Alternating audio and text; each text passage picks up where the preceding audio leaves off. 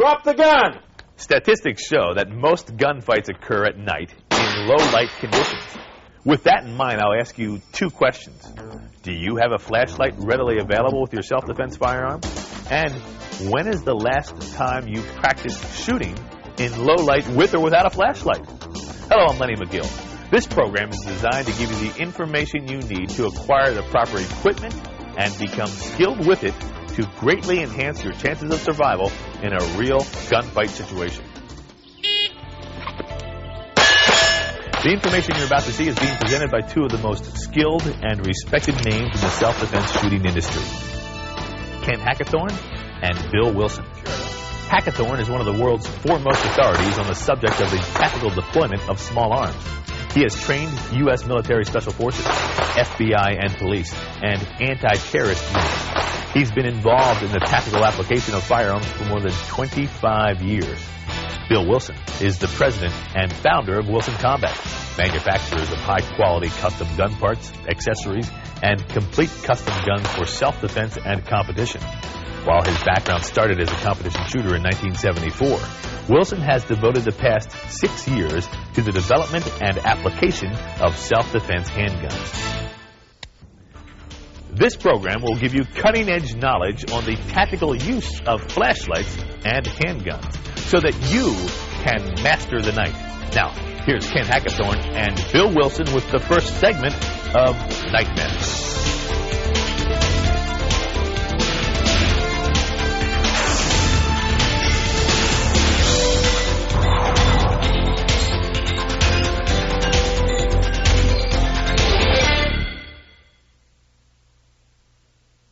Okay, what we're going to talk about now is the use of the flashlight.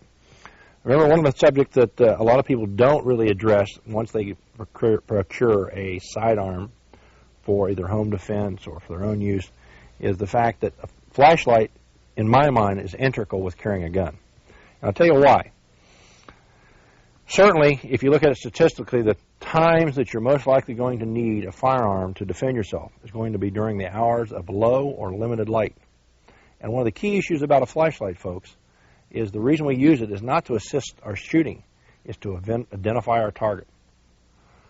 Now, you say, well, I don't need a flashlight except at night. What happens when you leave home in the morning and you don't come back until late in the evening, and your flashlight you left at home because you think I'm going to be out in the daytime?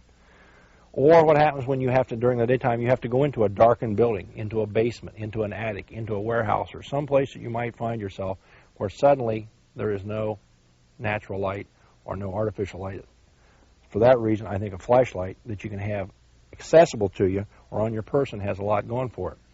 Of course, the drawback is that to pick a flashlight you can carry with you 8 or 10 hours a day often ends up being much too big and much too cumbersome.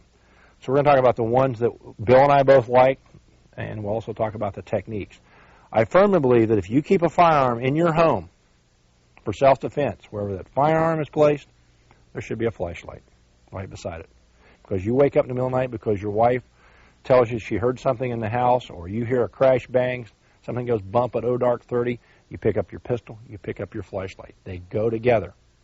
Because in today's society, there's absolutely no acceptable reason to say, I shot at something I couldn't identify.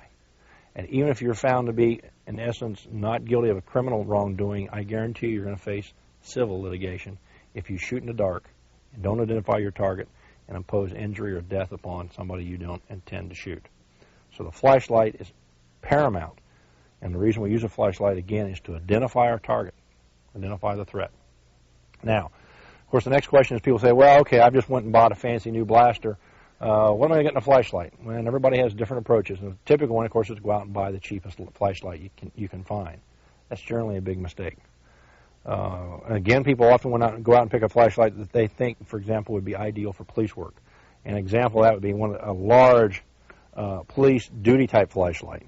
And those can be fine, particularly if you're going to lay it beside your sidearm with a bed at night. A big flashlight can work just fine.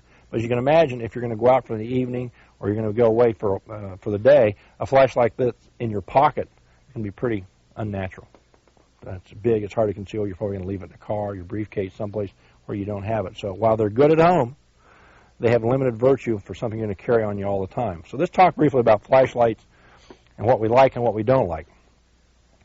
I'm a big believer in a little flashlight, because a little flashlight means I'm likely to have it in my pocket, my vest pocket, my jacket pocket, in my fanny pack if I'm carrying a pistol there, someplace where it's going to be handy when I need it. Now, typically, what a lot of people shop for, and this is a classic example, they go to a local hardware store or sporting goods store and they buy a nice little small flashlight like this mini mag light. And it's a nice small flashlight. They've even got little belt pouches you can buy that they come with. It allows you to wear it right on your belt. It can be real handy. A drawback about the little mini flashlights like this is that while the mini mag light is an excellent utility light, it's nice, handy size, it requires you basically to twist it on and off. You actually have to take two hands to turn it on and off. And in my mind, makes that totally unacceptable for a flashlight to use in support of a handgun. It takes two hands. And for me, that's a no-go. Then there's other small flashlights, and here's an example of one that is small and light and could be used. The problem with it is the location, the switch, the thumb switch to turn it on and off isn't too bad. You've got to physically turn it on and off, and we like to see a light that has a pressure switch. It means you can push on a button or push on a switch, and as soon as you remove your thumb, the light goes out. That's a desirable feature. This one actually takes a physical motion, forward on and back to turn it off.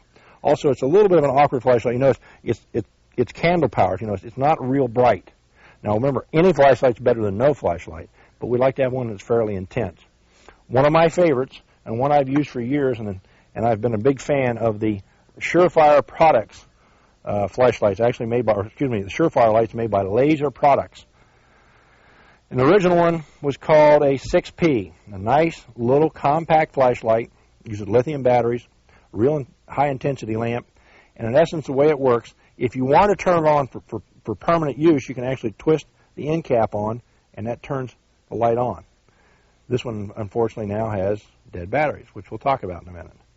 But if you don't turn it on that way, it's got a pressure switch in the rear. And this flashlight was originally designed to utilize what we'll talk about in a minute called the Harry's technique. And that was a technique where you put your thumb on the rear of the flashlight switch and simply draw your weapon, put we call it wrist to wrist, back of your wrist to the back of it, and the flashlight is lying along with the weapon, and wherever the weapon looks, the light is pointed, and simply by pressing on the back of it, you can illuminate your target. This is the original 6P, very popular flashlight. I got one when they first came out, and carried it for years. An excellent product. About 2 or 3 years ago, one of Bill's and my friends and associates, a fellow by the name of Bill Rogers, who's been a real leading force in small arms training and tactical and self-defense handgun training, came up with a concept where basically he liked a technique where he modified the flashlight. He used an O-ring, slid an O-ring over it, and adjusted it so the pressure cap worked a little different. And he found that if you grab the flashlight like so, where the pressure switch is right against the heel of the hand, and you held it like so, he would draw his weapon and held him in line like this, and basically wrap his fingers around the front of the pistol, and he could illuminate his target. And he liked that approach. Matter of fact, it was fairly successful. And what he did was he impressed the people at Surefire Products enough that they modified the flashlight and they actually brought it out as what they now call the 6Z. And if you'll notice, it's a little different shape. The pressure switch is sticks out more, so for easier contact, it's a bit stiffer. And also, it's got a rubber positioner that allows you to grab the light and hold it just exactly like so. And once again, both these flashlights have the same lithium battery system, and I'll show you very quickly that once you initiate and turn it on, it's a very bright light. It's extremely bright. So even if you have to shine it in the eyes of somebody threatening you, it has a very good effect.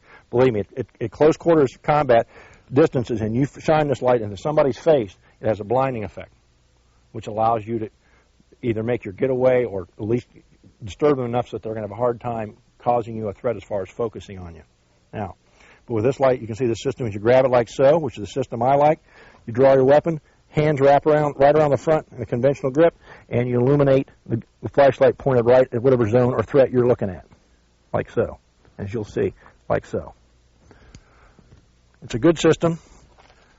This is currently the light I'm carrying. You'll notice it's also got a wrist thong on it. Now, some people don't care for it. One advantage to the wrist thong is it means when you're involved in a tactical scenario, put it over your wrist. You've got your flashlight handy. If you have to do something like a two-handed task, reloading your weapon, moving somebody out of the way, opening a door, anything you have to do that you need your hand, you can simply drop it and accomplish that task. Say, for example, you're here and you need to charge your weapon up. You can do it like so, then reacquire the light, go back into use. So I like the concept of the wrist thong. When you're not using it, it just hangs beside the light. Once again, I normally carry one in my pocket. As a matter of fact, if I'm wearing my vest, it's in the vest pocket. During the cooler months, it's normally in my coat pocket. I'm a big believer in this particular light and this system. The drawback to it is really twofold. One, it uses lithium batteries. And lithium batteries tend to have a habit of when they wear out, they go very quickly. Normally you turn the light on and you notice it looks kind of dim. And that's a clue that it's going away on you. Typically, if I was to take new batteries in this light and turn it on and leave it on, they're good for about an hour. That's about the length of them. Remember, for a flashlight that's used on a quick on and off system, that's a long time. But for a permanent use, say, for example, you're out changing a tire on your car or using it like a conventional flashlight, your battery life is going to be relatively short. And they're fairly expensive batteries. Replacement cost on them is probably around, for two batteries in them that are to use the thing, are probably in the neighborhood of $10 plus, I believe. $10 plus is a realistic price. And the other thing I can tell you about them, they're not real shock resistant. If you notice, you look at mine's got a piece of bicycle inner tube around the end piece, meaning if I drop it or hit it on a hard surface, hopefully that'll cushion it. Because I found in the past, having dropped these like out of a pocket and landing on the concrete, it can often damage the lamp and the light's dead. Replacement of the lamp retails right around $24, $25, so it's an expensive unit to replace. So a couple pieces of bicycle inner tube cut and slipped over the end acts as a cushioning should you drop it or should it take a severe impact. Hopefully it'll last a little while longer. Once again, superb product. I can't say enough about it. There's a lot of lights in the market. I like this one, and this is the one I currently use. If you're going for a big flashlight, it's probably to your advantage to have one that's fairly handy to use. A big, massive flashlight can be very difficult to grip. Now, this nice compact model here from Streamlight is exceptionally bright. It does an excellent job. And because of its size, it allows you to accomplish a couple of grips that we're going to show you in a minute and do it fairly well. Because the bigger the grip, the harder it is to get these fingers of the support hand into play. So we'll talk about different firing positions using the different flashlights. But initially, shop around and find a flashlight that works for you. You always want to make sure you find one that's got a pressure switch on it. So when your thumb's on it or your finger's on it, as soon as you move or you release the pressure and the light goes out. It's very important. You don't want the light staying on. Remember, the light's used to identify the threat, not necessarily to help you get a good sight picture and shoot, but to identify what the target is. Remember, one of the other techniques we want to impress upon you, if you're searching or working with a flashlight and you identify a threat, quickly move. Get away from where you were. Because once again, once people see the light, if they're going to return fire or shoot at you, they're going to shoot where the light was or where the light is, and you want to be where the light is not. In the simplest system, especially if you're indoors, sometimes you can't move a big distance, but if you're here and you're illuminated and all of a sudden you see a threat, one step to the right, one step to the left, either way to get out of that zone where the incoming fire may be returned to.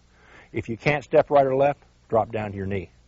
Remember, once you go to your knee, you're not as mobile, and you're going to have to get back up to move. So there's some limits to it, but different flashlight systems, the Streamlights work very well. The advantage to a big one like this one is, while it may be harder for some people to hold on to, if it's big enough that you can actually help line it up with your forearm and your weapon, it can actually give you an index of give you a little bit better alignment if you have to use it as an instrument to move things out of the way. If you've got a door to open, see, as long as this thing is, it allows you to open a door, not step in yourself, actually take it and push the door open. If you need to lift materials up, like look underneath a bed or whatever, this allows you, enough length allows you to lift the material up without getting too close to it. So a lot of different flashlights. For the most part, I would say that Bill and I are probably the biggest fans of the Surefire light systems. This happens to be a rechargeable one, a little bit bigger unit.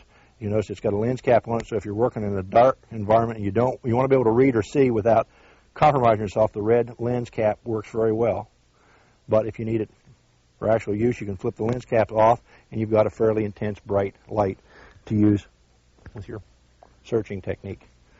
One of the best features, as you well know, there are a number of weapons on the market now that have been modified to utilize a light mount. And typically these weapons will be service pistols. And what happens is you have a light mount that attached to the weapon. In this case, it's a Glock 17 and a Surefire light. And normally these things are rigged up so that they have a pressure switch. And the pressure switch is typically attached to the weapon by Velcro tape. Allows you to position the pressure switch wherever you want it. And the system is designed primarily so that when you pick up your pistol, you get your light right there. One advantage to it allows one-handed use. So again, all you have to do is grab the weapon, and when you just pinch your fingers against the frame of the gun, what happens is you illuminate the light. And wherever you look is where the light looks. I think it's an excellent system. To me, for a weapon you keep in your home for self-protection, this makes a lot of sense. Because what happens when you pick up at night and you've got to get your kids in the bedroom with you for security? You've got to open doors. You've got to check around things. Instead of being a two-handed operation with a light and a weapon, now you've got a one-handed operation, which allows you to do a lot of other things. Search, move. Search, move. They're not inexpensive, but it makes a great deal of sense. To me, if you've got a home defense handgun, it's geared strictly for what you keep in your bedroom or what you keep in case something goes bump in the night. You'd be hard-pressed to do any better than a light-mounted weapon such as this one, using the Surefire system. One of the things we'll show you here that is all the rage in America, it's the favorite thing of the gun shop commandos, is a laser. And basically what you've got is a red laser that shines a nice red dot wherever you point the weapon. And of course, people tell me this is the answer. Well, I haven't figured out what the question is, because in my opinion, it has very limited virtue. To me, it's a nice training aid if you're practicing, like shooting on the move or practicing your point shooting. It shows you where the gun's pointing. And also, if you want to impress your neighbors, it's real neat. But as a practical application, it's fairly worthless because it doesn't allow you to identify your target or your threat. You don't know what's out there with that red dot. And for the most part, I find that every once in a while I see somebody shows up with them, and they're generally less than amazed when they leave the range, when they discover how weak they really are. There's often an implication by the people who market these that these are the choice of the elite military or police organizations. They use lasers. They do in the movies, because movies are make-believe. In the real world, you don't see these things. Only the gun shop commandos are the best customers for these. We'll talk about flashlight techniques in a minute. But for the most part, pick a good weapon, take your time to pick a good light system, and then practice with it. You have any comments regarding flashlights, Bill? One last thing I wanted to mention about the flashlight selection. While Ken and I totally agree that the Surefire is the light of choice for actually a fighting light, as he mentioned, the battery expense and the low run time on them for using for utilitarian purposes, makes you want to recommend the Maglite, especially the size here that takes the, I believe it's the C-size batteries. This light's still small enough to be able to get a good firing grip and shoot with it. It's got enough intensity to identify your target at most of our normal contact distances, and the light is very rugged, used by police a lot, and inexpensive. Where this light here, the Surefire that we highly recommend, has a retail of like over $80 a unit. Where the nice Maglite here is under $20, at Walmart, place like that, or even closer to $15 probably.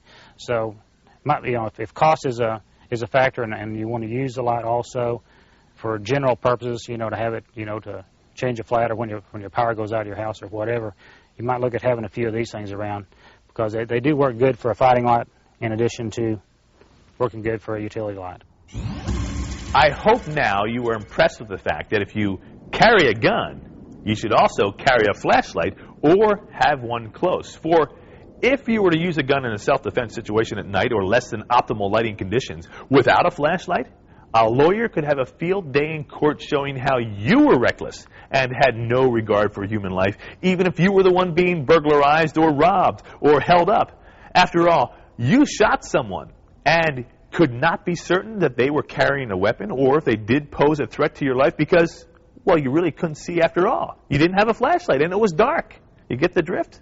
So if anything you pick up in this tape makes an impression, I hope that you will have a flashlight available to you when you do carry a firearm. Let's move on now to flashlight shooting techniques with Hackathorn and Wilson. We're going to take a look now at the individual flashlight techniques that are commonly taught or commonly used in the United States. There's about 3 or 4 that we encounter that are routinely shown, and what we plan to do tonight is show you each of them, let you take a look at them. Our advice is to try them out and see which one works for you. We can tell you that realistically there's probably a couple of them that tend to work the best, and we'll show you the ones that Bill and I both favor. As a matter of fact, we both are fans of the same technique. But again, people are built different. People have different optical problems. Just for whatever reason, you may find one that, while it works perfectly for Bill and I, may not be that desirable for you. So we're going to simply show you each one. The next time you have an opportunity to work with your flashlight, you can kind of try them yourself. I won't kid you. One thing about flashlight techniques that you can do, and you can do this at home, make sure your weapon is clear. Make sure it's empty. Take your flashlight. Particularly, the best time to do this is in your home in the evening or at night when you don't have a lot of people home, or your kids are in bed, or there's nobody in the house but you, and actually practice searching and clearing your house with a flashlight. Put your weapon, make sure it's clear, and the flashlight in the position it would normally be in your home, and then with the lights off in the house, pick up your flashlight, pick up your gun, and do the process of actually searching and clearing your house using the flashlight techniques that you are interested in. And I assure you, the time you finish searching and clearing your house, you'll discover real quick which one works best for you. Remember, the object is wherever the flashlight looks, that's where the gun's aiming. If you find a situation where your flashlight's looking one place and the sights are pointed someplace else, to speak honest, it's not going to be a very effective technique. You also find a lot of them are very fatiguing. For the very short term, when you're just looking in your room or looking around your bedroom, you may find some of them that look real good. But after you've done the whole house, you can find that they can be very, very wearing on you and hard to maintain. So that's a factor you must look at, too. Of the ones we're going to discuss, let's talk about the very first one we're going to show you. It's probably the most popular one, the most commonly one taught in the United States. It's called the Harries technique. And that's actually named after a fellow by the name of Mike Harries, who was one of the early pioneers in the Southwest Pistol League. Developed this technique. Mike's been an instructor at Gunsight out in Arizona, and his technique's been taught worldwide, for that matter. It was an interesting and a real good approach to solving a problem, when the problem was how do you shoot and move and use a flashlight and make sure the flashlight is aligned with the gun, indexed on the target, and also how do you manipulate it so that you can turn it on and off quickly. And of course, the technique that Mike came up with was based primarily on working the pressure switch with either your index finger or your little finger. And with the advent of the Surefires, that's why the buttons on the rear of the original Surefire flashlights, like the original 6P, the reason the flashlight button's there is so, with the Harries technique, you can operate the switch to turn it on and off. Now, mind you, there's a right way and a wrong way to do the Harries technique, and I'm going to ask Bill to step right up here, and he's basically going to demonstrate it. You draw your weapon, the conventional manner, you put the wrist of this hand and against the wrist of that one. Now, what we're going to show you that's critical for this to work, it's using isometric muscle tension to control recoil of the gun, is this elbow must be pulled under. The more it's pulled over under, the more pressure you have against the gun. In theory, so when the gun recoils or cycles, it'll come back as a unit together. Now, as you get tired and you bring your arm up, you end up just laying the gun on top of the wrist, and what happens is the gun flies away from the flashlight. So for the Harries technique to work, you're going to pull the elbow under so there's a lot of isometric tension against the back of the wrist. And, of course, you've got to work with making sure the flashlight aligns with where the gun's pointed. A lot of people find initially, and you've got to position your hand so that wherever the pressure switch is at, there you go, that the light and the gun coincide. And depending a lot on the flashlight and your particular body position, you may find that they don't work too well together. You may have to rehearse it, and you may say, I can't do this, and you have to move on to another. But that's the basic Harries technique. Elaborate, if you will, on the wrist-to-wrist contact. How much, where do you want to put it together? You want the back of this hand, bring your hand down for a minute, Bill. You want the back of this hand right here against the back of this one. So you're actually pressing almost wrist to wrist. And you want to press in tight with the elbow. Remember, the more you pull the elbow under, the more isometric muscle tension. You're actually like pushing against each other. The more you're going to feel. And that way you're going to compensate and control some of the recoil so the hands will stay together when the gun goes off. And the more you pull your right foot back, farther back than you would normally have it for a normal Weaver stance, the easier it is to bring that elbow down and get locked in. Yeah. The more square you are to the target, the more contorted you feel trying to use this technique. Right. The more back like this, and you're better. And what about the comfort of this, or how does it work? Well, it works. It's a good technique. What I find, it's good for the short term. My experience has been if you only got to search a room or look in your bedroom or check down the hallway, this works out real well. What I have found, and I have actually searched and cleared buildings from the top to the bottom using this technique, and believe me, it's extremely fatiguing. When you're really tense, I mean, believe me, when you're looking for somebody, the potential life-threatening individual in a building, and you're using this technique, number one, you're stressed out. Your muscles are going to be real tense. What I found is after about one floor, you're starting to really get so weary and fatigued, you start taking it easy out, and you pretty soon you start relaxing and bringing this arm up. So eventually, you're using the gun like this, but your gun's just resting on the arm. There's no recoil reduction of control at all. What happens is you sense that there may be somebody in there, you feel the old pucker factor, and you say, I better do this right, and you pull under, and you're doing it right. But believe me, it's very tiring and very stressful. So I consider this a good technique for the short term, not necessarily for long-term searching and clearing environment. And then once again, elaborate, Bill, if you would, on the recoil and how you're supposed to control that with this particular carry. On the recoil control, okay. What we're going to do, we're going to push the backside of this hand right into the backside of this one. I'm pulling this way with this hand. I'm pushing to the right with a shooting hand. Got my foot a little bit farther to the rear than normal. By pulling my elbow down, I'm actually forcing those hands together, making everything lock in. And what we want to see is, ideally, is when the gun recoils. When the gun recoils, it should recoil as a unit. Everything should come back together. You want this to happen instead of this. Yeah. Because if you don't have that isometric pressure, what's going to happen is the gun's going to go off. You're just resting on your arm, really. It's just going to rest, and it's going to jump right up off your arm, like so. Which really defeats the whole purpose. Well, it doesn't help you any. What it makes it is it doesn't make it a real effective follow-up shot. If you're only going to fire one shot, it may be fine. But if you've got to do multiple shots, it's probably not going to be the quickest or the surest method around. And of the methods we're going to talk about tonight, it is definitely the most uncomfortable. Yes, definitely. Even for the short term, it's the most short term is still very fatiguing. The next one we're going to show you is a system that's taught and pretty much been pioneered and recommended by Ray Chapman, the combat shooting great. Many years ago, worked to develop it. He recognized that while the Harry's technique had validity, he understood that it was fatiguing and it was tiring. He was looking for something that's more natural. What he found is that most people, unless you practice this Harry's technique a lot, they weren't getting the light to coincide with where the gun was pointing. And he wanted to come up with a system that he felt was more natural and quicker. And the system that Ray came up with is basically you hold your flashlight in your support hand right alongside of your pistol. You wrap your fingers right around in a conventional firing grip. The flashlight is laying right alongside the bore on the left side. And once again, you almost have to have a flashlight that has a pressure switch, a button, to illuminate. And it's a very natural system. One of the things you got to use pretty much your normal firing stance. You don't have to change your feet or twist your body around a lot. Now, the other thing we can tell you about it, it's comfortable. You can use it for a long period of time. We won't kid you. You don't have as strong as a grip, so when you start shooting faster or start shooting in rapid concentration, it's not uncommon for the hands to come apart a bit. But for most searching, particularly long term, it's not that fatiguing and it works well. But you must have a flashlight that has a pressure switch, generally where the thumb can work it. If you don't. Do you have the barrel of the flashlight, the body of the flashlight, up against the grip of the firearm? Is that what you're doing? You're pressing that together? Let me see. Come around a little bit like this. Okay, there's basically what you're seeing right there. In essence, it's a lightly supported one-hand shooting technique, believe me. It works really good with 9mm. Yeah. And as the calibers increase, as the recoil goes up, the more tendency is when you fire the gun, they want to come apart. All right, go ahead and point it right down the range here, right at me.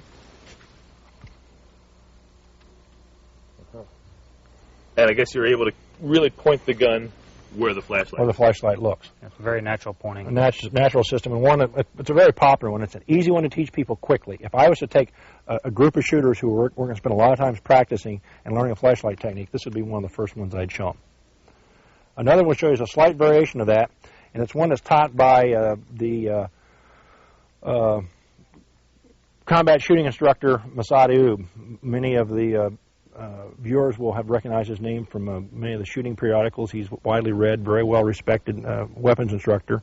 Has the Lethal Force Institute where he teaches a great deal about the legal aspect and the mindset of self-defense shooting. And he came up with a modification we felt was a little bit more natural. Remember, to hold that flashlight down in the Chapman technique, you've actually got to flex your wrist down. With the modern police flashlights that are out, which is what most all of us are using, is a variation of the police flashlight, which have a very wide beam on them, right? A wide spray of the beam. He found if you grab the flashlight, even if the barrel of the flashlight's pointing up, in other words, it's somewhat elevated in his beam, there's enough splash of the beam that you can still see your target and identify your threat. So we come up with a slightly modified system like that, where the gun comes up, the flashlight's held more or less, so both wrists are in the same relation. You don't have to bend one down like that. They're both like this. You're going to see that the beam's going to be a bit high, but normally at combat distance, we're talking about close quarters, in a house, in a parking lot, in your garage, you're going to see enough splash of the beam to identify who the target is and be able to fire from.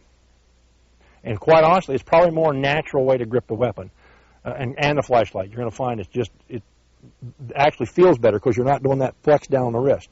The downside to it, of course, is if you have to identify something really in detail, you don't have the main part of the beam. You're not utilizing the beam to absolutely blind the person unless they're very close to you. It has merit, and it's something you should try out. The next technique we want to talk about is one that's been with us for decades, and it's a basic technique that was taught by American law enforcement back in the 50s.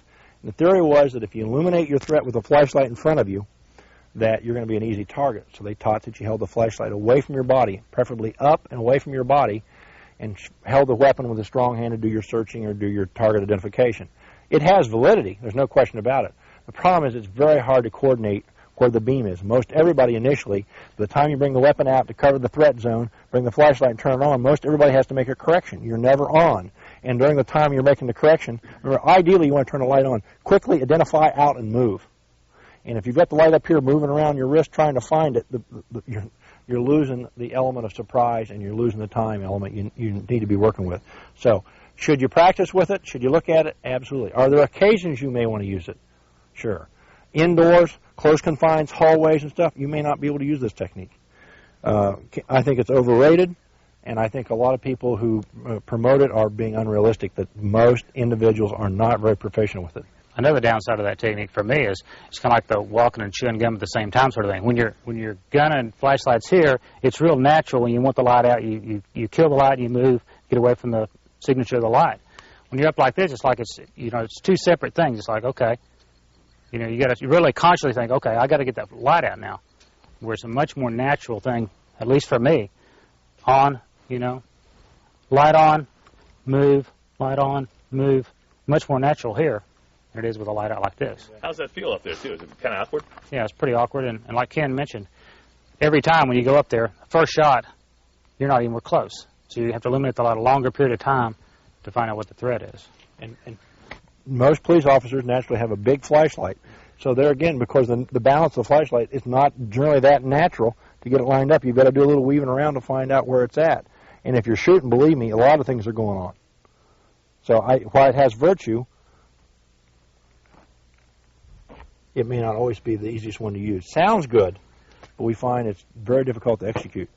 The technique that both Bill and I prefer and really like is the one that was pioneered by our friend Bill Rogers. We'll demonstrate that next. It only works effectively if you have a flashlight like one of these Surefires with the rear-mounted pressure switch. With those, they work superbly. If you have one that's got a flashlight with a button up like this, it's not going to work at all for you. Bill will show you what it's like. Flashlight's normally held between your index and your middle finger of your support hand.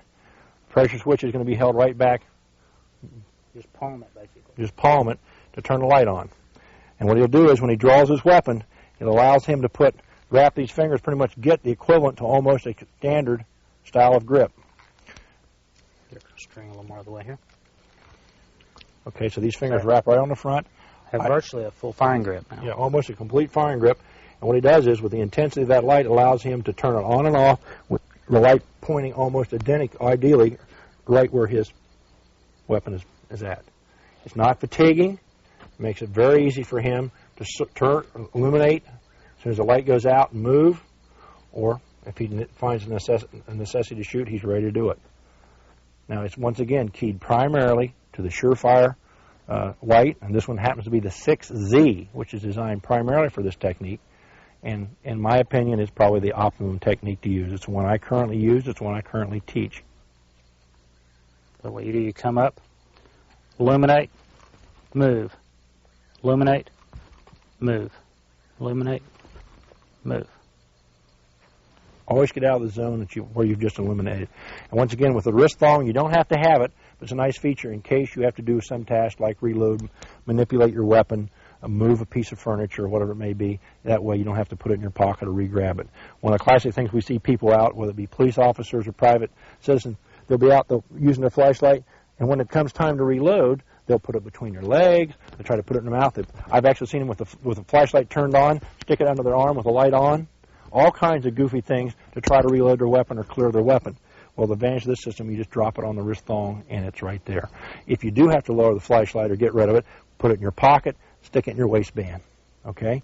And one advantage to the smaller flashlights, you can imagine if you've got a big flashlight like this and it comes time you've got a task or something to do, it may not fit in your pocket well and it may be very cumbersome. Stick in your belt. But remember, that's ideally where it goes. Don't lay it down. Which people say, well, why don't I turn my light on permanently, leave it on, and then throw it in the room? Well, you're just giving up your source of light. And invariably, Murphy being alive and well, it'll roll in the room and turn around and illuminate you.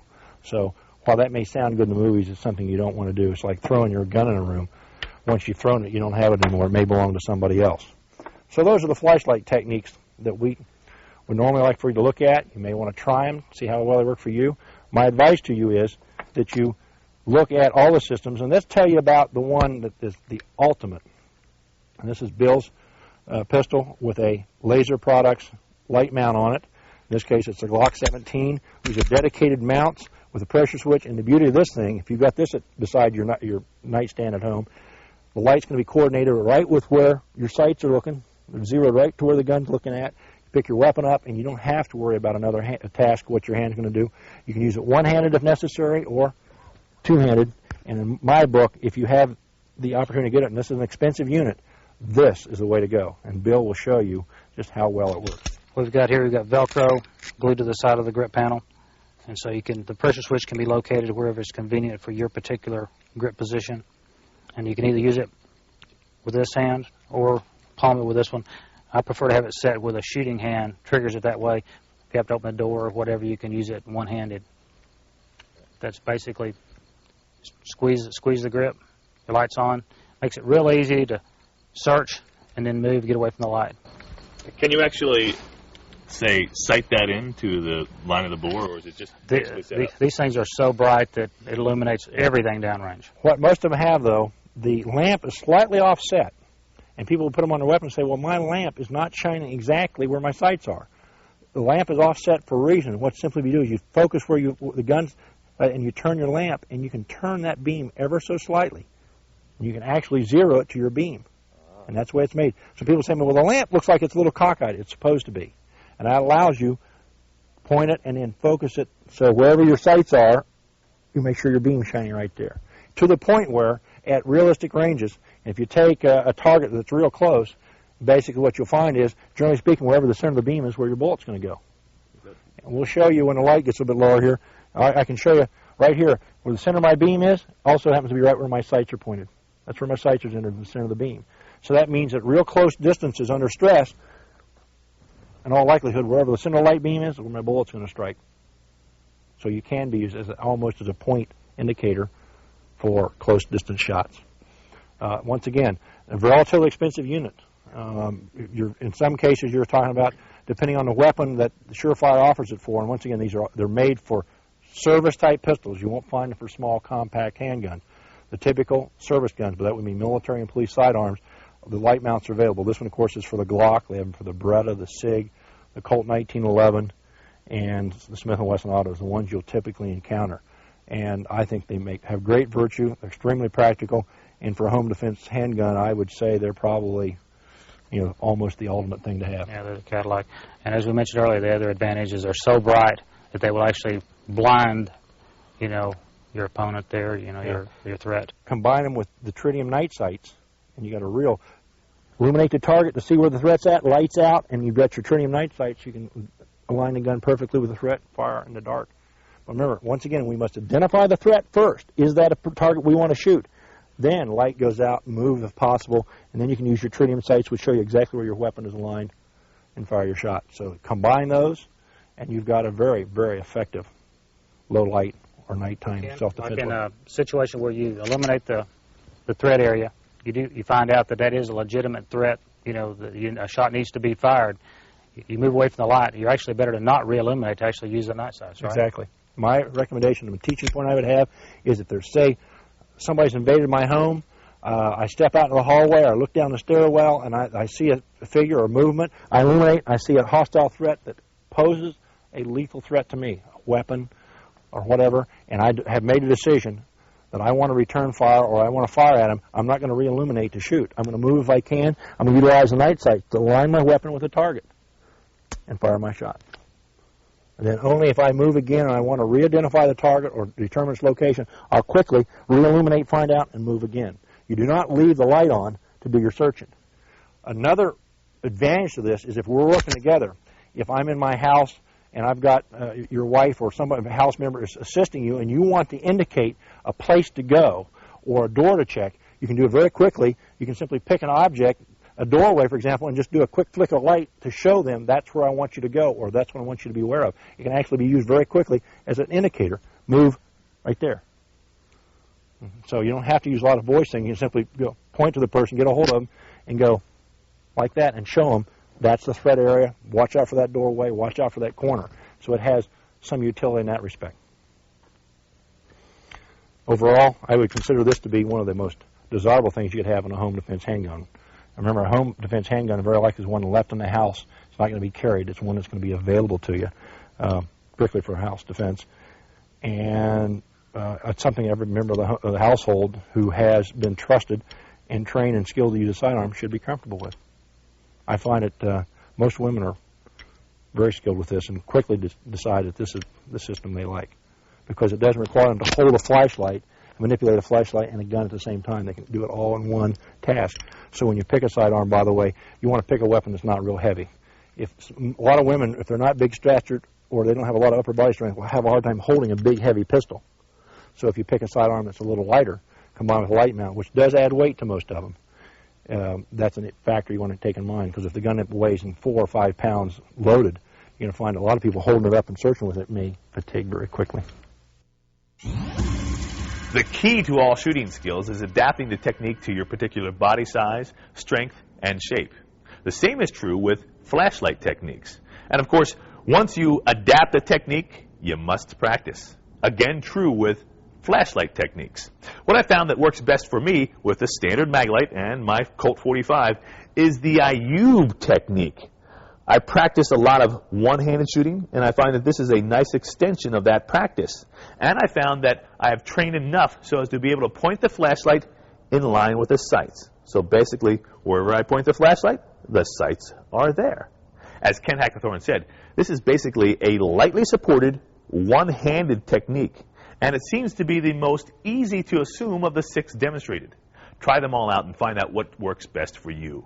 Now let's move on with live fire drills using a flashlight. Okay, what we're going to do now is actually demonstrate some of the individual flashlight techniques. We're going to live fire them. First we'll show you it's static so you can see exactly how the technique works. Then we'll actually do it what we call a tactical application where after he engages the threat, he'll move, and ideally a step or so to the right or left.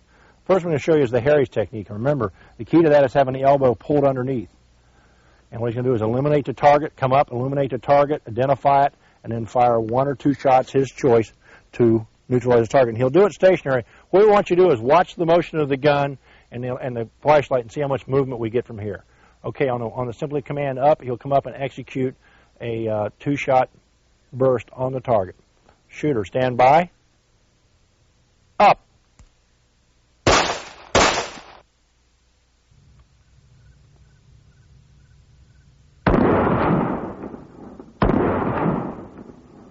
Okay, if you watch the beam of light, you can see exactly how much motion you get with the recoil. All right, we'll do this again. This time I'm going to ask him to do it tactically, where after he illuminates, neutralizes the target, then he'll take a step either right or left to get out of that zone where he was with the flashlight. Okay, shooter, ready? Up!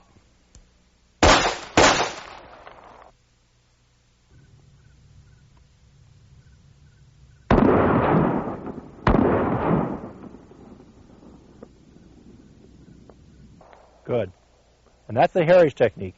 As you can see, it's very easy. At this point, he's already relaxed to the point where his arm is almost parallel, so he's lost a lot of the control. I think it's an effective technique, but not one that we would recommend unless it's for a short-term application. All right, the next thing we'd like to do, we're going to show you the Chapman technique, the one that's taught by the famous champion shooter Ray Chapman, where basically the flashlight's just held alongside the left side of the pistol. He'll come up. Initially, this will be a static one. He'll align himself with the target, come up, and engage it like so. And once again, to watch the motion of the pistol, movement of light. Okay, Bill, stand by. Up. And tactically moved away.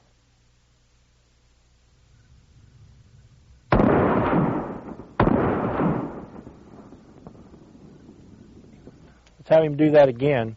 I want you to watch the motion of the light and the gun. Right. Ready? Up. Good. Good.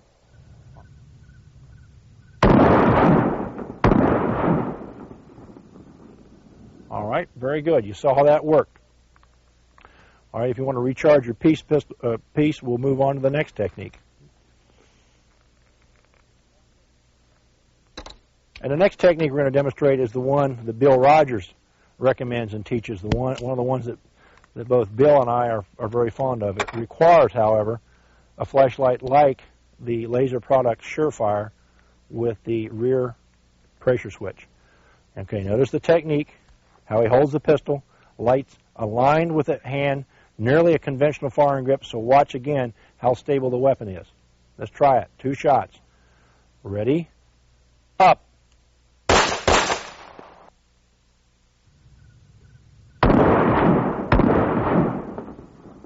If you watch again, I want you to watch this again, I want you to notice how much more control the pistol has. Very little recoil. And you'll see very little light bounce because this allows him to use a conventional grip of restraining the weapon from bouncing. Let's try it again, Bill. Ready? Up.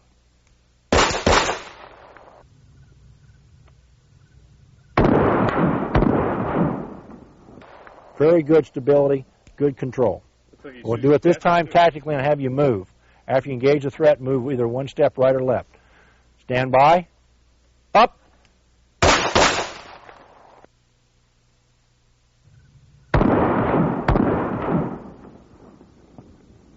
Very good. Very good. Excellent. The last technique we're going to show you is going to be utilizing the light mount pistol.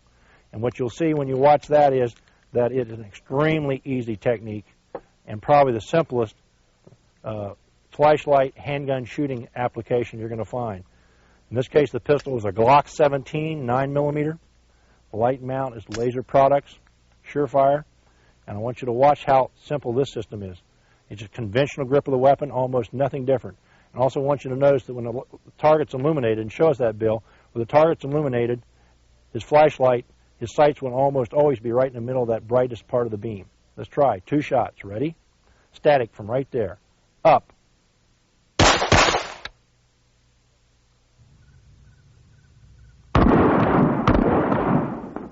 Good. We'll do that again. This time give me 2 headshots, Bill. Ready? Up.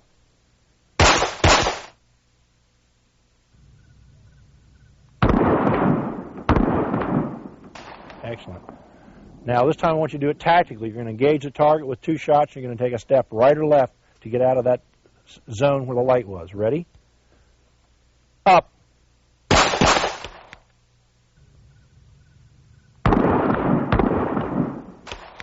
Excellent. And once again, you can see why the light-mounted pistol has become one of the favorite tools of police SWAT teams and military special operations units. It allows them to move quickly and utilize the flashlight to identify their threat or immediately clear their zone. Another big advantage, too, is the ability to shoot it one-handed. Watch your strong-handed. And if you go up and look at the targets, you're going to see, again, Bill, if you will, eliminate this target right here and show them how bright the beam is with that unit right there. Extremely bright.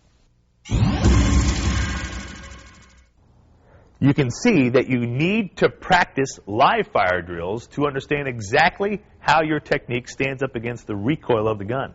It doesn't have to be dark, though it does help.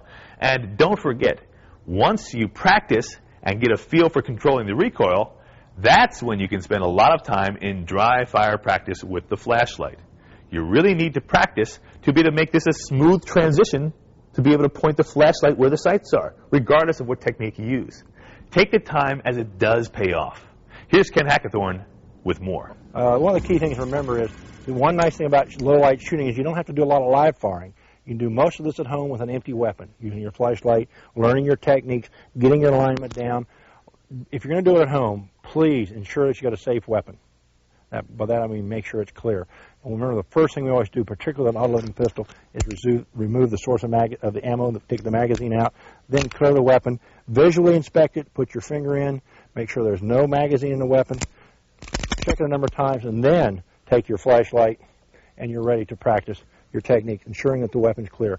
Pick a part of your home that's got bulletproof walls, basement, garage, whatever. So you practice your technique of aligning the weapon to the target. You're going to have always a bulletproof background to do your practice with.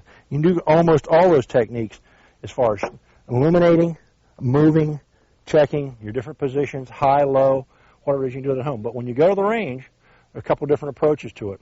First off, keep in mind that in the real world, you don't shoot in total darkness. People say, what do you do if it's totally dark? You don't have any justification to shoot, because in the total darkness, you can't identify your target. That's why it's imperative that you use a flashlight to search out and identify what the threat is. People say to me, well, I've got night sights, so I don't really need a flashlight. I can see my sights. How do you know what you're shooting at? So, shooting in the total darkness, if you can't see what you're shooting at or you can't identify it, don't pull the trigger. You go to the range. Remember, one of the problems you have in many areas is where do you go to shoot at night? A lot of places, a lot of gun clubs and stuff have rules that you can't fire after dark. So one of the advantages maybe is to go to a commercial range, shooting range, and a lot of those will allow you to turn the light down. Well, people often tell me, well, I can't get the light as low as it will be at night. In most parts of America, particularly urban America, we don't work in total darkness. We have lots of ambient light. So you'll rarely find yourself in a situation where you can't see. And if you think about it, just look outside your home at night or in the area you're normally employed in, or the areas that you travel in, and there's a lot of natural light, reflective ambient light. Typically, you can see the threat. What you can't see is the sights. You know where the bad guy is, but I really can't tell where my gun's at. That's one of the major virtues to having illuminated tritium sights. I'm a firm believer in them. If you can't afford the whole sight package, at least get your front sight inserted with tritium. At the ranges you're going to use a handgun, if you can find the front sight, remember, what are we supposed to be looking at? The front sight, not the rear. If nothing else, get a front sight insert, put in your front sight so you know where your gun's pointed. As long as you know where your gun's pointed, at close quarters combat distances, the front sight insert's probably going to be effective. Let you do the job. But for the extra price of a pistol, I'm convinced that if you carry a weapon for self-defense, the money spent on night sights is worth every penny of it. You only have to need the gun once to find out just how effective these are. So even if you go to an indoor range, ask the proprietor or the owner of the indoor range to allow you to turn the lights as low as he can. Downrange, bring your target into realistic ranges. Don't leave it out there at 25 meters or 50 feet. Bring it in to where it's 5 to 10 yards away. That's the distances in which you're going to be engaging somebody, no further. Again, if you shoot somebody after dark or shoot at somebody at a distance of 20 meters, one of the first things the local prosecutor is going to know is why you were shooting at them, why you didn't run away, why you didn't seek cover, why were you engaging them at that distance? What threat did they possibly pose you at 25 meters, unless you're actually under fire? So practice at realistic ranges. Practice primarily with the weapon in hand, the flashlight, because that's where you're going to be when you're searching. Just like the techniques Bill was showing you. Whichever one you pick, pistol at ready, finger straight, on your own initiative, bring the weapon up and illuminate the target. Make sure it's the right target, light out, align your gun and fire. It's not a bad idea to periodically to start with your pistol in your holster while you carry it and your flashlight in your hand.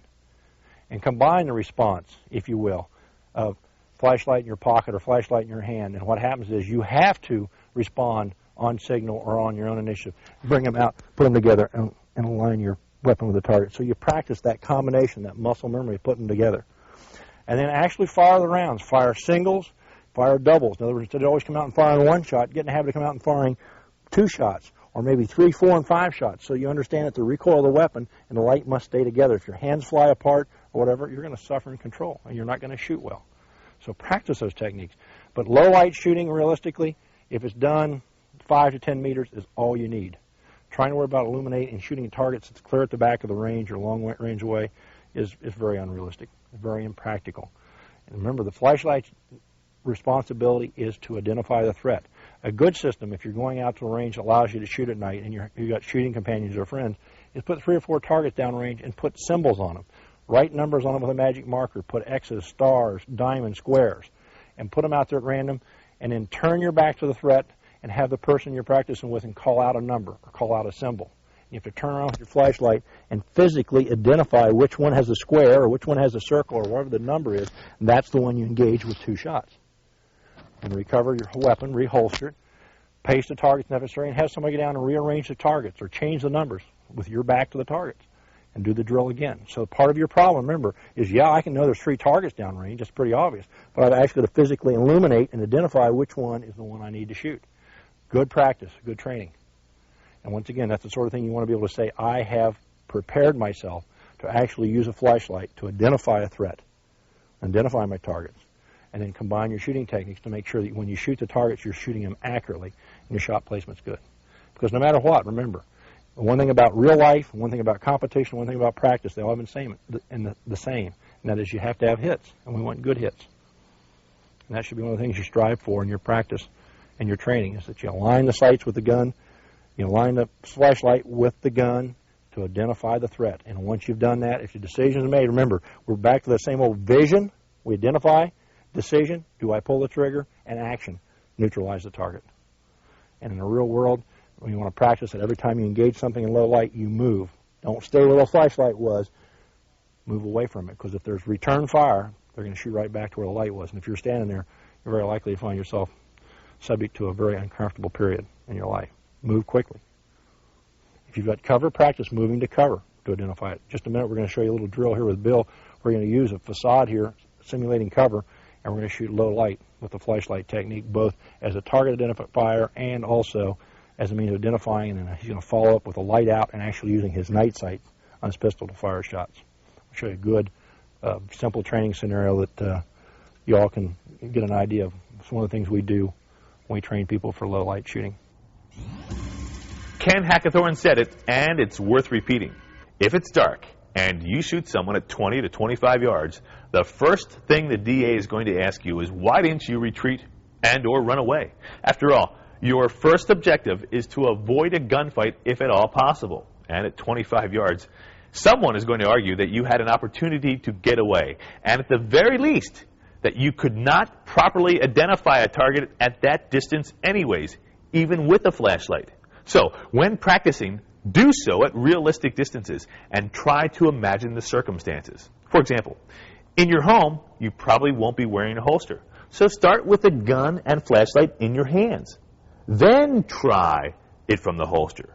Put your lifestyle in your practice and see how to apply your practice to your lifestyle. Here's Bill Wilson.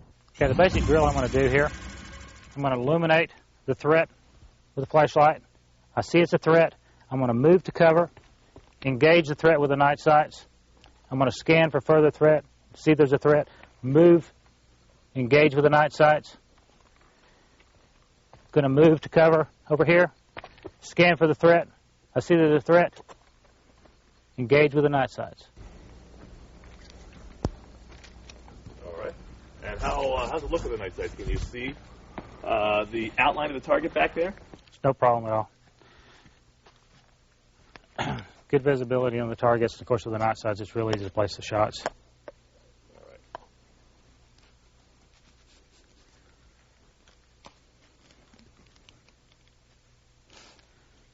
Are we ready? Yep. Ready? Up.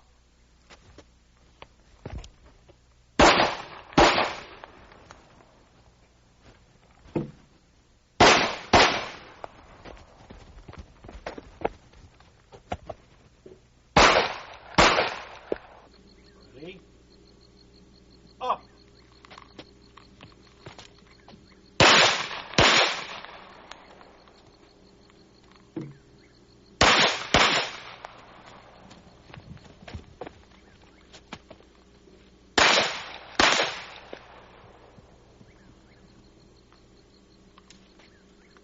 Let's get down and look at the targets. Eliminate the target. How'd it feel? 2 nice center hits.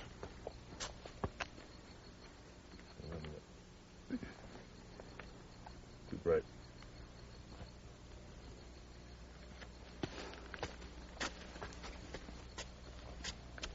And 2 more hits. You always want to try to learn something every time you do one of those drills. And basically what I learned in that little run through there is I got too close to the barricade, as we talked in the barricade stuff. And so when I moved to one of the positions, I knocked my flashlight out of position as I was moving, which wasn't a problem since I wasn't using the flashlight to shoot the shots. Right. But see, it would have been much better not to be banging the flashlight on the barricade.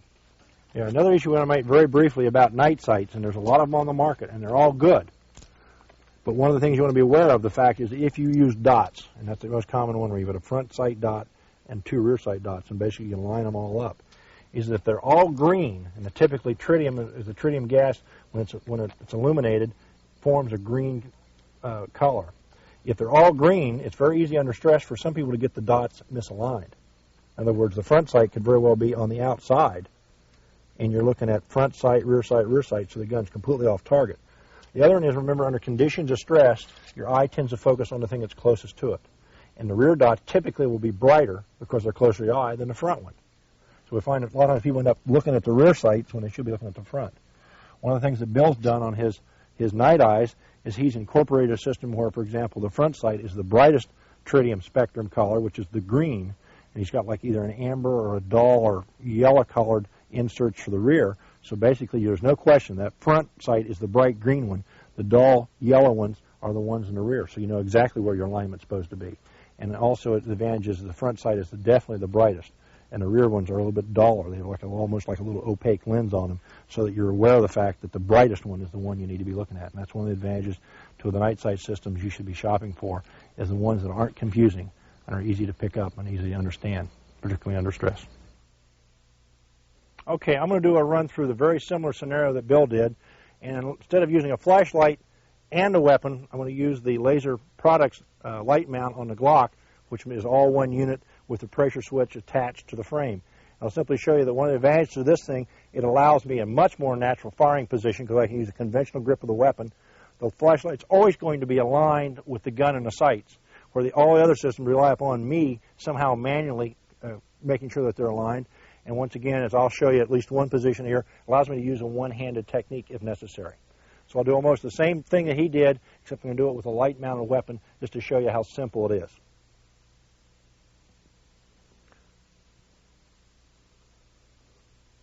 Okay, Bill.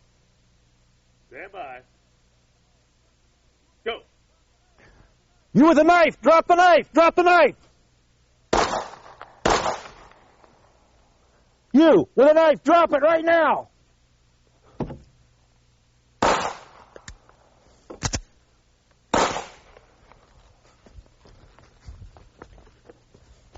You with a gun! Hey, with a gun! Put the gun down! Go. You with a knife! Drop the knife! Drop the knife!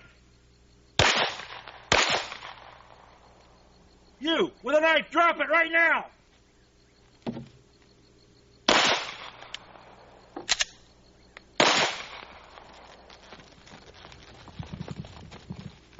You with a gun! Hey, with a gun! Put the gun down!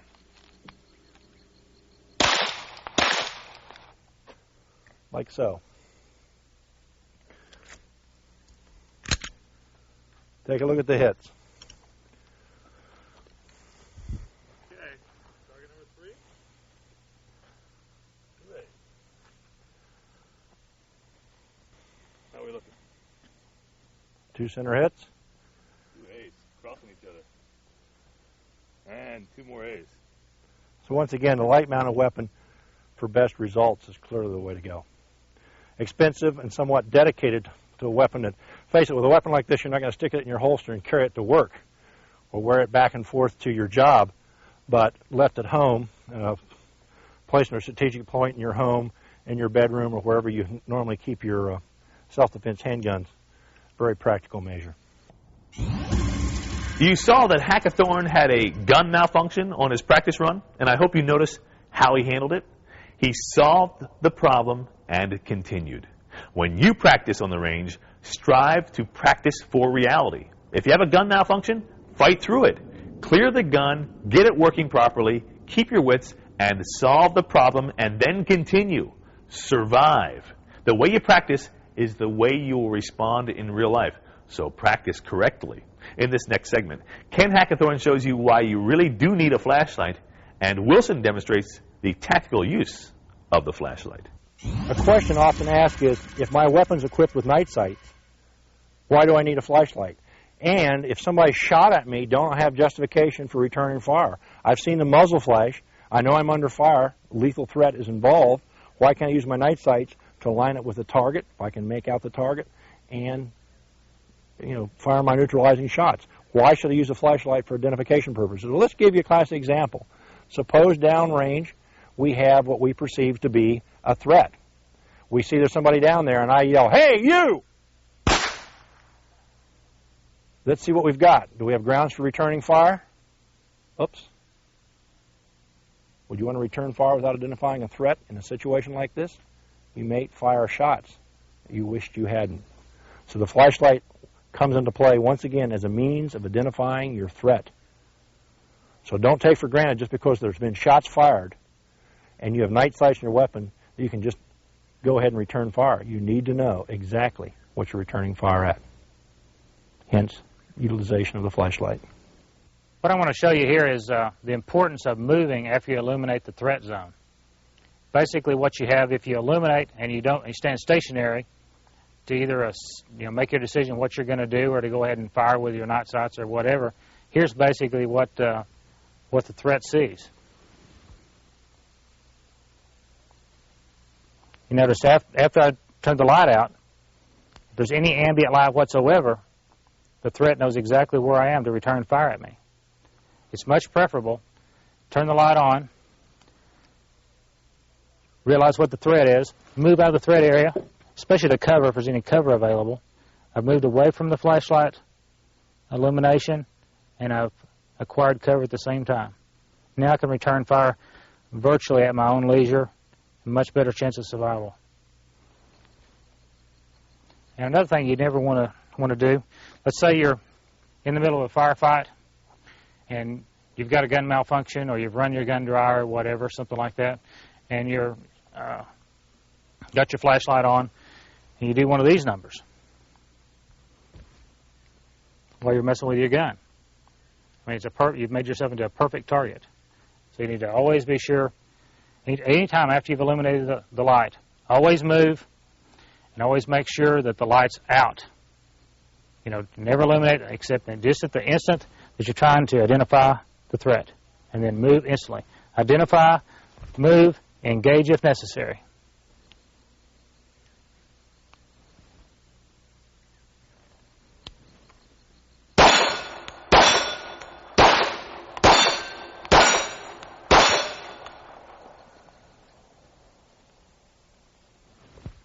Okay, do it again.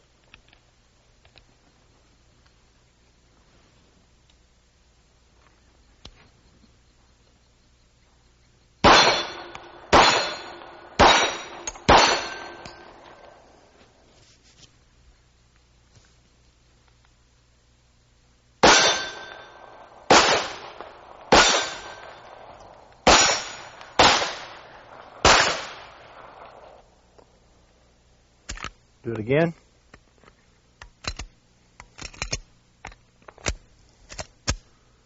Here we are again. I cut the pie out, check the zone, identify the threat.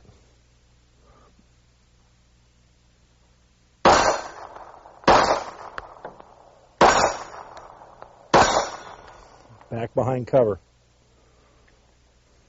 Remember, flashlight identifies a threat. Utilize your night sights to get your alignment and engage your target. Coming up, Ken Hackathorn will demonstrate a simple house clearing exercise using a flashlight and a handgun. Two things I want you to notice. First, how he uses the flashlight, turning it on briefly and moving. Another more subtle tactic he demonstrates is the verbal control of the situation and the subjects themselves. Taking control with your verbal commands is a very important tactic and one that should be observed and then practiced. Here's Ken. Okay, what we're going to do here, folks, is a very simple, slow house clearing drill. Limited light with nighttime. We're going to use the flashlight to assist in our search and identification of any potential threats. And we're going to move through the shooting house scenario here, clearing it tactically as soundly as we can. Remember, this is not a race. This is not a dynamic entry. You're not trying to save anybody at this point. We're simply trying to clear carefully and tactically without getting compromised. So please watch the process. We'll try to show you how it hopefully should be done, utilizing a flashlight for search techniques with the handgun.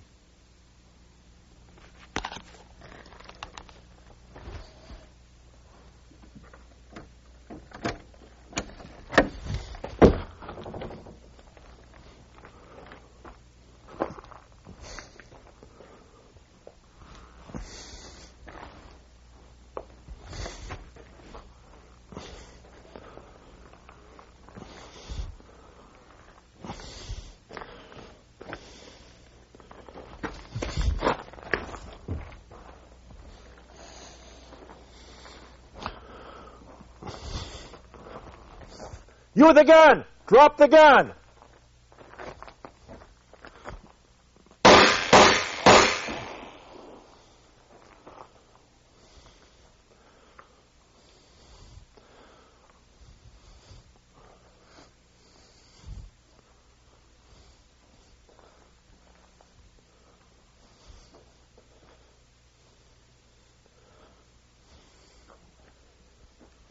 You in the kitchen! Put your weapon down. Show me your hands now.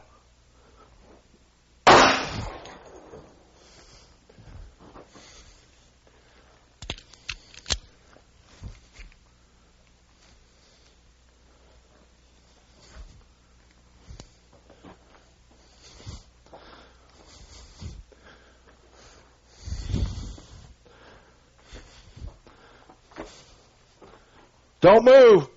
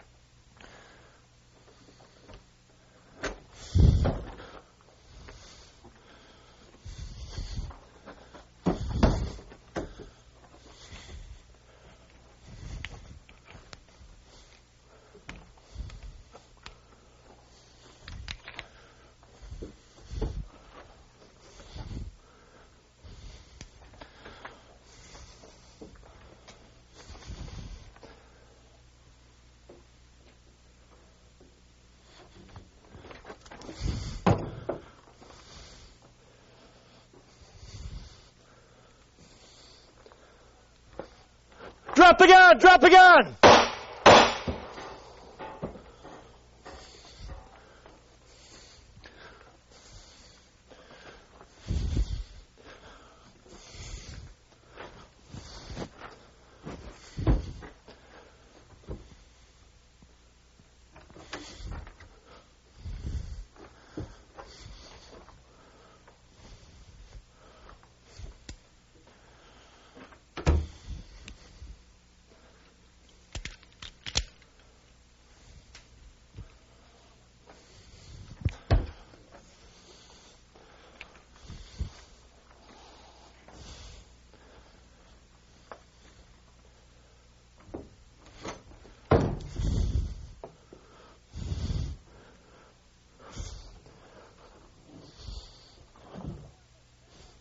Drop your weapon, now!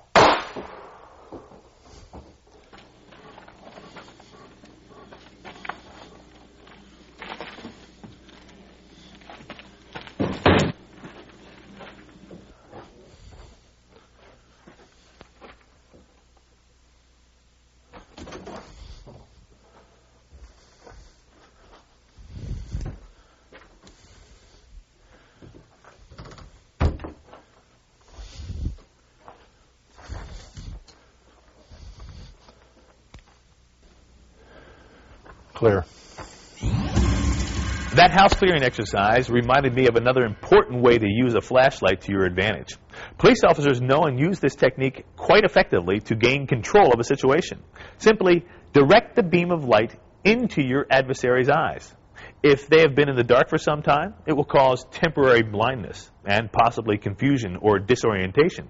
Either way, then you have a chance to move, draw your weapon, or seek cover, or some combination of all three.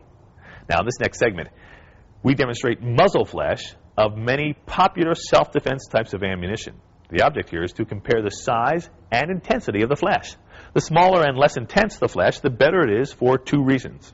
First, a large, bright muzzle flash will make it easier for an adversary to identify your position and possibly return fire. Second, this large flash will also cause temporary blindness to you, much the same way as a flashlight beam in your eyes. So, here's Bill Wilson with a variety of factory ammunition and some of his selected hand-loaded self-defense rounds. Okay, the first round we're going to shoot is Federal 230 grain American Eagle hardball.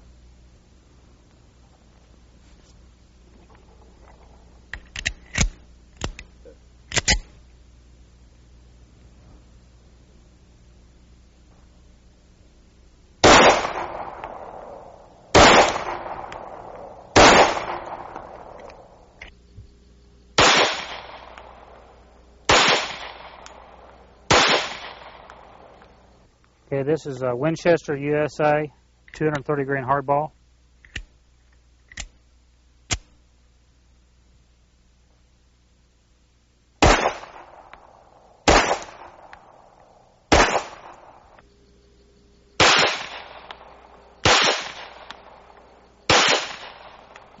Okay, this load is a Federal Classic 185 grain hollow point.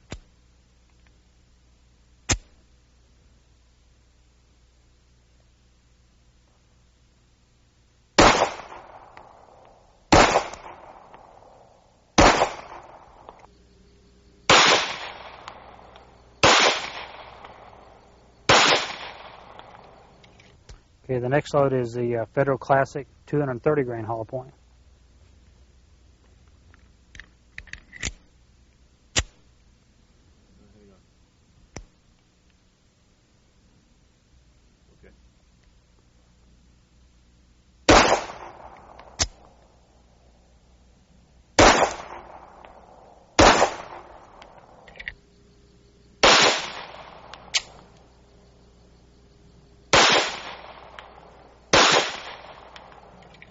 Okay, this load is the El Dorado 230 grain Starfire.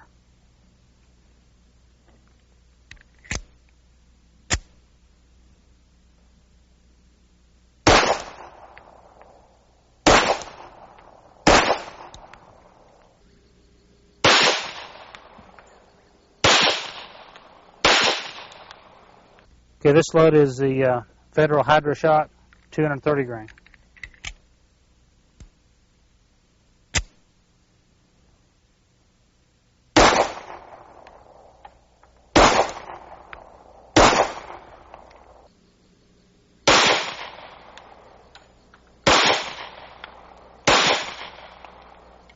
Okay, this load is the Remington 230 grain Golden Saber.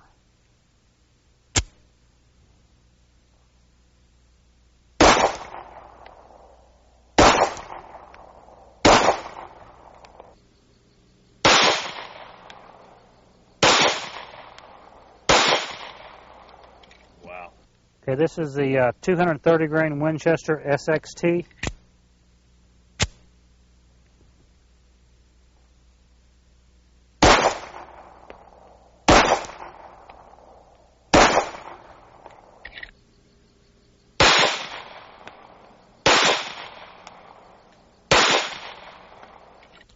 Okay, this is the 185 grain Remington Golden Saber.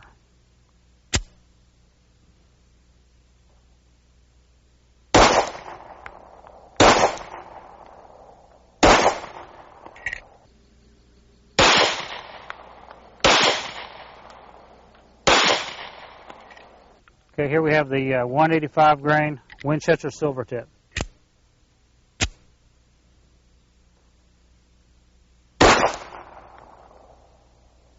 Whoa, serious muzzle flash.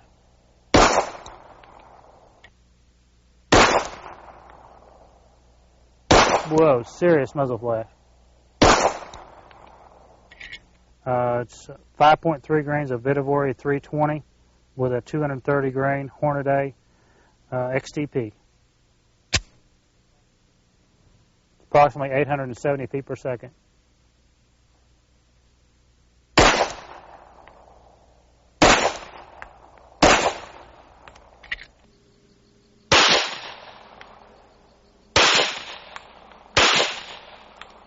Okay, here's another one of my favorite self-defense hand loads. This is 5.4 grains of Royal Scott D with a 230 grain Hornady XTP.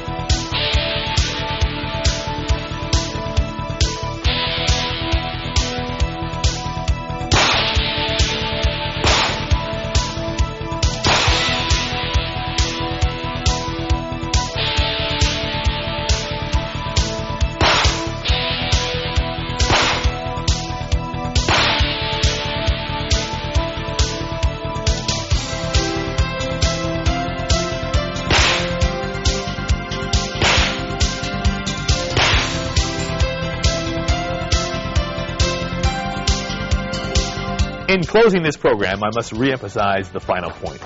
If you carry a gun, carry a flashlight. If you have a gun next to your bed, have a flashlight next to your bed. Always identify your target before you shoot. For Bill Wilson and Ken Hackathorn, I'm Lenny McGill. Shoot fast, shoot accurately, and most of all, shoot safely.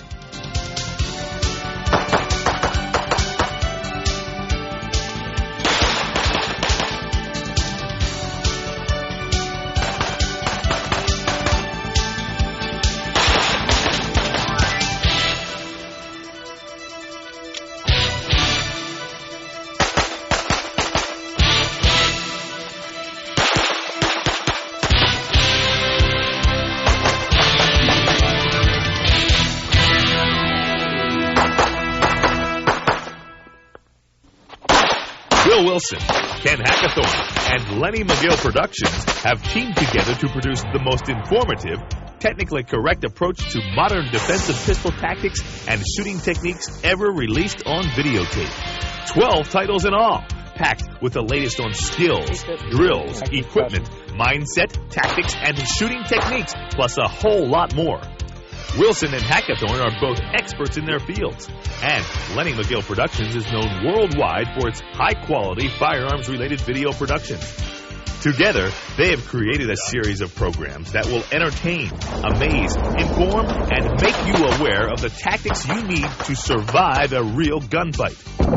Basic Self-Defense Handgun Use and Safety is a two-part set covering the basic fundamentals of shooting: grip, stance, sight picture, sight alignment, and trigger pull. Plus, informative segments on self-defense pistols and ammunition. What happens in a real gunfight? What gun is best for you? 9mm versus 45, and lots more. Start to think about how can I practice and train that's going to increase my chance of survival. Advanced Self-Defense Shooting Tactics and Techniques is a 5-part series that takes the viewer to a new level in both shooting skills and tactical knowledge. Extensive discussions and demonstrations on the use of cover, shooting while moving, both towards and away from your target. You'll learn the advantages of a speed reload versus a tactical reload, aimed fire versus flash sight picture versus point shooting, using your vehicle for cover, shooting from a vehicle, 2 shots versus 1 shot. Over 5 hours in all of the finest pistol instruction techniques in the world. One of the best lines I've heard, and it's a great one, is people saying, what's the best weapon you can have? It's your mind. Combat Ready Self-Defense Shooting Practice Drills is the first program ever that takes you into the practice routines of 2 of the finest pistol shooters in the world. Bill Wilson and Ken Hackathorn share 20 years of experience as they show you how to practice like a pro and increase your skill level faster and easier. You see in both the front... Oh, yeah, on that kind of a shot, I'm getting a true sight picture. And you've seen the both front and rear sight? Oh, yeah, front and rear sight, good alignment, really paying attention to the front sight. Actually, just like I would be taking a 25-yard precision shot. Nightmaster, low-light shooting and flashlight techniques, is an up-to-date look at the equipment and tactics needed to successfully utilize a handheld light source in an armed encounter. Wilson and Hackathorn demonstrate the latest flashlights, their advantages and disadvantages, and how to use them for your tactical advantage. Indoors, sometimes you can't move a big distance, but if you're here and you're illuminated and all of a sudden you see a threat, one step to the right, one step to the left, either way, to get out of that zone where the incoming fire may be returned to. House Clearing and Cornering Tactics and Techniques is a 75-minute program that shows you how to enter a house or room and increase your chance for survival. Plus, you'll learn how to maintain cover, why to stay out of the fatal funnel, how to look for and avoid telegraphing target indicators, and the importance of maintaining distance from walls and cover. Plus, a very graphic demonstration of cover versus concealment as Wilson and Hackathorn shoot through ordinary walls and cinder blocks. So unlike the normal indoor walls, sheetrock walls, which in reality are just concealment, concrete blocks, in fact, provide very good cover. Practical Concealed Carry is a 90-minute program that shows the basics of concealed carry, how to fit a holster to your body, over 6 different methods of carry, live fire drills, pocket holsters, safety, and lots more. The virtue of the fanny pack is that if you're in that proverbial summer evening going out for dinner and you're just wearing a pair of shorts and a polo short or a t-shirt, the fanny pack gives you a means of carrying a little bit more substantial firearm and having it readily available. Building the ultimate 1911 self-defense handgun is designed to save you time and money. The master gunsmiths of Wilson's Combat demonstrate advanced gunsmithing techniques as Bill Wilson and Ken Hackathorn discuss what are the most practical and necessary custom procedures for your 1911 handgun.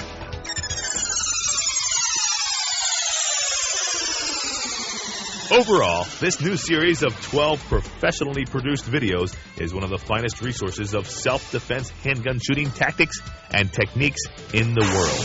Brought to you by Wilson Combat.